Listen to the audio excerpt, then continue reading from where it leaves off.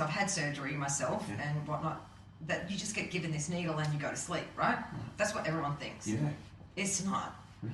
Really? It's crazy. What? And because I'm thinking, how because what is sleep? Yeah. So I'm like, bloody hell, these anaesthetists get paid hundreds and thousands of dollars to do their job. I'm like, so... Yeah, bit for you, bit for me. Yeah, well, but it's this cocktail of insanity. Like that first one that they give you, that first needle is basically just relaxes you, and you're just, you're in that twilight relaxed sort of thing that you're conscious, but you don't know what's going on. Right. Then the cocktails start happening. Wow.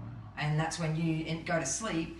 And there's these cocktails, it's probably, I don't know, at least 5 to 6 different injections. I think I could be wrong. Amazing. Please don't hang me if I've got it wrong. But where they put in all this different stuff, where they're literally watching your monitors. Basically, you are down, done. You're not there. Right. And it's bizarre. How respectful they were to this patient was amazing. Like down to because people all think that doctors and nurses are rough as guts with you and that they don't give a shit about you, just a body. And what I saw was the complete bloody opposite. Yeah. They're amazing. To the point, this guy's in twilight, so he doesn't remember. He will not remember a damn thing that was said to him. But they still said to him, can you see, mate, that the bed's only this, skinny? We're going to put you on it. They put him on it. Now I want you to feel the sides so you know where the edges are, blah, blah, blah. Now, he's not going anywhere. He's not moving. He's not going to be aware of it at all because he's completely knocked out. Yet they were still respectful enough to tell him that so he'd be even calmer and more calm, more relaxed, and more trusting of that whole scenario.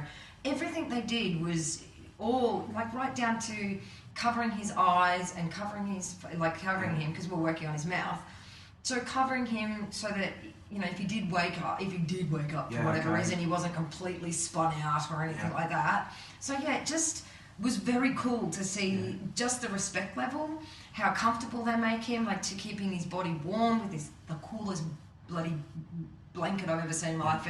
They put hot air into this bed, this mat thing, and it bubbles up and it's warm and keeps them warm. And everything was the coolest, awesome experience to see somebody going through a very traumatic thing because he was having all his teeth removed because the poor guy had diabetes, had a car accident, so nothing was healing, nothing, and so they had to all come out. He was 24 years old, 24-year-old guy having all his teeth taken out of his head. Wow. Yeah, that's huge for a young person to do. When they put me in a coma for 3 days after that, they did. I've never said so. A rock hit my helmet, as you know, and crushed the helmet in my face and broke my whole face. Yeah. But they put me in a coma. They took me to the Echuca Hospital, put me in a coma, and fly me to Melbourne. A coma. I wonder what that is for the anaesthetist or whatever, because you're basically dead. Well, no. Here's what's different, and I read this only 6 months ago. Someone else said exactly the same thing. Is that you're out to it, but all I need to do is say, Drew, squeeze my finger, and you'll function. You function, but I had 3 days of hell, just like this other guy did. You're not actually out. I kept thinking about the accident and how I didn't get knocked out in the accident. So I was reliving this horror scene, slowly realising what was going on. But it was 3 solid days. This guy was talking about how he spent 6 months in a coma, and exactly like me, you actually sort of... I remember every nurse that did their shift, and there was one nurse that wasn't so nice, and it was actually bad day because you're not getting paid enough. If someone's in a coma, it's a bit tough. I reckon it would be. I mean, in the fact that I wonder what they do though. What do they? What's the difference between being knocked out and in a coma? Who knows? I don't know, because I've since spoken to our patient that has had all that, his everything done, and he's going through healing and everything, and he has no recollection. So obviously, whatever it is that they do for a coma, because they're wanting to make sure that you're functioning as best as you possibly can, because they don't want you. They're trying to save your life, not kill you. So. Yeah, that was interesting. I remember I'm thinking with you reliving that, because your last memory was of that, and they put you under. You hadn't had any headspace to finish what had had happened to you. Like if you'd at least if you'd. Oh no, I was awake all the way through the ambulance. Yeah, even to the guy going, okay, man, I'm going to put you under sleep to really? get You the remember hose that down too? your nose. Yeah, like down my throat. Yeah, it was all there. So I knew I was normal. I was actually doing pretty well. I didn't, Oh wow! But so I don't know then. but going back to the we've taken a route with this one. Oh, good on ya. But just quickly, when I got the anaesthetised, and I've been anaesthetised a bunch, whatever. Yeah. Like probably 4 times since with different stuff. But this particular one where they'd operated my face, they put me under. But then I remember I was feeling a pressure on my chest, and then I could feel my face. Not that I could have any feelings, but there was like this weight on my chest. I'm going, I'm not really under. And it was sort of like I was getting worse and worse, and I could feel my face being turned. Yeah. I'm like, no! Horror scene! And I remember with all my might, I just tried to move. No, but I did. I must have, because I remember clear as day the doctor saying, he's under or not, he's just moved or something, and then the bowel's out. Yeah, so it was a horror story for a second. It was like real, like, whoa. I do know when they monitor you, like that's the thing that they monitor you, because because they said to us, we were struggling with a couple of our patients' teeth that wouldn't come out, and so he left him under because they usually have a time frame of how long you're going to be under for, so they work to that time frame, and then they start, once that time frame gets close, then they start bringing that person up, because the less time that you're down, the better.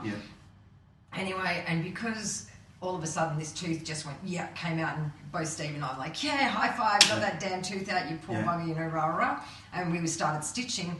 The anaesthetist went, damn, I could have had him coming up already, and you didn't see me timing right, damn you. So that's probably what that was, is that they'd gone, well, that surgery was supposed to take this amount of time, and he was probably, that's in my mind, that was early. You're right, it could have been 4 hours. Oh, probably was. Because I think you were in surgery. What was different about it is that's the general anaesthetic, as they call it. Whatever they did with my operation was completely different, because when they brought me back to life, so to speak, it was trip out city. I actually went from like marshmallows and octopus, and then it became kind of real. And I was like, oh no, I'm an extra in a movie. And I was having this full dream, and I was upset that the doctors had put me as an extra in this movie. Yeah, for real. It was this huge thing that happened forever. And I was like, man, why would they know I'm in hospital? Why would they push me into they're using me. You conceited bastard, as if they did that. Crazy. Hey, Sindy, guess what? Is it time to finish? I reckon. Are you done? Are we there yet? Do you know what I mean? You and I haven't had a good sit down forever, so no, it's good. It feels good to even do it. Full stop. So there's nothing better. Go teach someone to not be eaten by a shark. Yeah. Touch wood. Let's touch some wood on that. We slept it.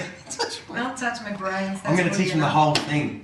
No towel. You got to do all these intricate details, which is kind of like when you explain Derby, the small details that hang with people's mind. Like, wow, I have no idea. So it's I try and tell everyone, if you're going to go surfing, no towels. It's got to be the most untowel related.